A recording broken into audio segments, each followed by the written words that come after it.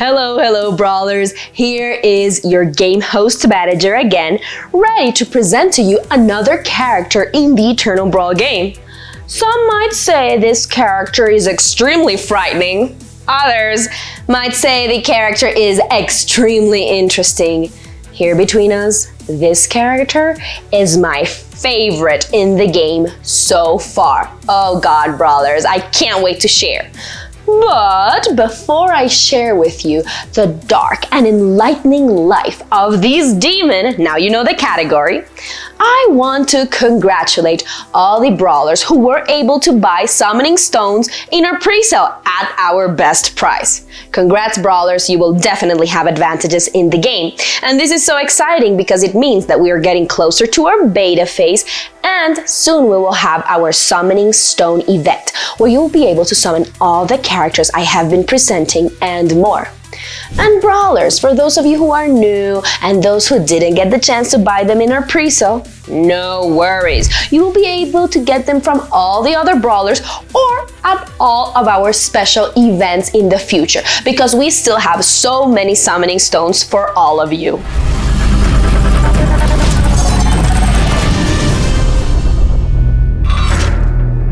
And now, without further ado, brawlers, I present to you Lilith.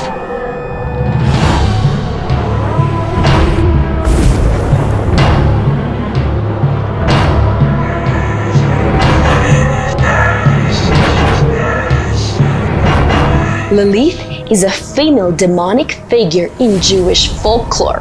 Her name and personality are thought to be derived from a class of Mesopotamian demon called Lilu, female Lulutu, and her name is translated as night monster. This information all dates back to an ancient Mesopotamian myth around 3000 BC. But Lilith, our actual character Lilith, was Adam's first wife. Yes, and you're not gonna believe this. She insolently refused to be subservient to her husband and so was kicked out of the Garden of Eden. Wow, I had no idea that Adam had another wife and that she had just been rebel to him and kicked out of the Garden of Eden. I'm already loving this character. Anyhow, she later rose to become the Supreme Empress of Hell and the Mother of Demons. And additionally, doesn't stop here, Lilith is also known as the mother of the vampires since she is credited with having created the Turok-Han, an ancient breed of vampires. Some might say surprisingly, I'll say thankfully and fascinatingly, Lilith's character and image has evolved throughout the years. She first started as being very well known in Middle Eastern cultures as this demonic female figure, who was appearing in the Book of Isaiah, in the Babylonian Talmud, and in incantation bowls in ancient Iraq and Iran. She was described as threatening the reproductive and sexual aspects of life, especially childbirth. In a very ancient Jewish text called the Alphabet of Ben Sira, she was described as what I said before, Adam's first wife, who disobeyed not only him but also God by asserting her equality to Adam. And apparently this gave rise to her legendary demonic behavior. She also appears in Kabbalah, which is a school of thought in Judaism, as an evil reflection of the feminine aspect of God. Yikes. Yes. Anyhow, with time and proven, Jewish feminists, seizing upon her assertion of equality, have reclaimed Lilith as a symbol of autonomy, independence, and sexual liberation. Isn't that extremely dope? How a character throughout generations, when people's way of thinking changes, can come to represent something totally different? Diversity of thought and interpretation, I love it. And here is how I start loving Lilith more. Anyhow, in those times, and I guess for some people today, Lilith is said to be the cause of disease, illness, and death. That's what they believed. And they also believed that she would go around in nighttime, flying, looking for a newborn to kidnap or strangle them. So scary. I wonder if that was created to scare people away and distract them from thinking that she was just fighting for equality. But who knows? Everyone can interpret that how they want to. And another fun fact, it is also said that Lilith would go around seducing men and sleeping with them so that they could propagate more demons. On another note, Lilith is a stunningly attractive woman who is compared to Eve as the embodiment of feminine beauty. Lilith initially had platinum blonde hair, light skin, and bright blue eyes, and she was slender compared to Eve, but still curvy. And also Eve was said to have ginger hair. Anyhow, both of them are representations of feminine beauty and I guess old and ancient female and feminine beauty standards who have somewhat changed in some parts of the world. But anyhow, wait for this. When Lilith was kicked out of the Garden of Eden because of, disobeying God and Adam, her skin changed and darkened to a light brown color. Her hair also darkened, taking on a blackish red hue, and her once sky blue eyes turned into a yellowish dark color. Yes, it's just crazy to think how these were reflections of beauty standards, and whoever created this myth related some things to God and beauty and others to hell and a demon. But anyhow, once she was the Empress of Hell, her physique changed completely.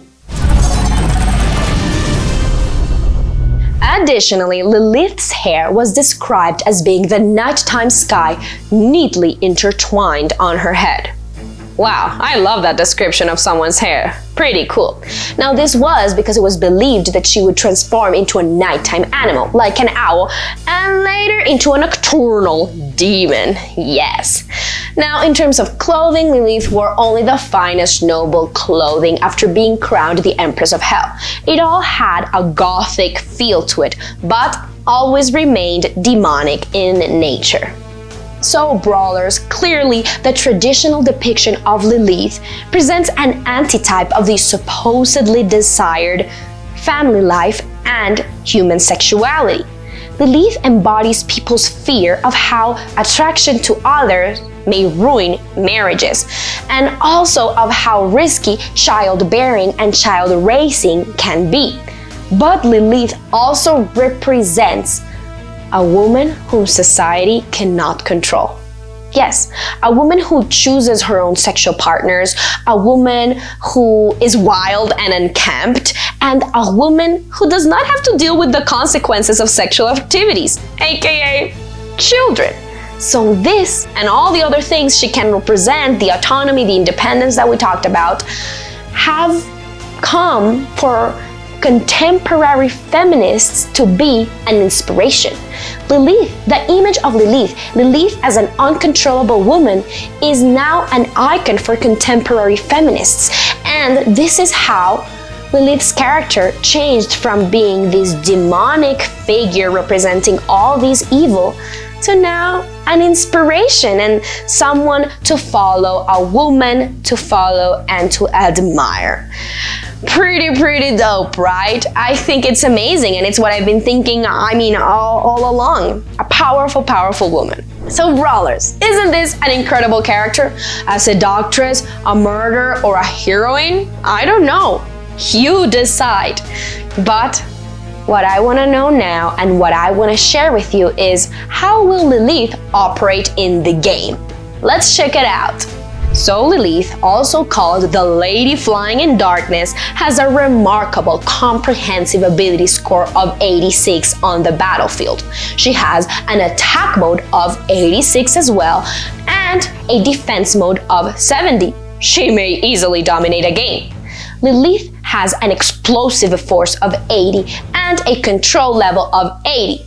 And with a support rating of 50, she is an incredible game support. Amazing. So brawlers, tell me, what do you think? Is she a demon? Is she an angel? Is she an example to follow? Or is she just some woman who wants things always done her way? You tell me, brawlers. Tag me on Twitter, tag me on Telegram. I want to know your thoughts on Lilith. I'm open to hearing them. And remember that you can view all of this and all the other characters on your Eternal Brawl website, eternalbrawl.io. Now stay tuned, because I will be presenting more gods, goddesses, demons, tyrants, monsters, everything. And stay tuned, because you will be able to summon them soon, so you will want to know their stories. Now, don't forget to subscribe to our YouTube channel, to follow us on Telegram, on Twitter, on Discord, on Instagram, so you can stay tuned with all of our content. Now, thank you so much for watching, and stay cool, brawlers!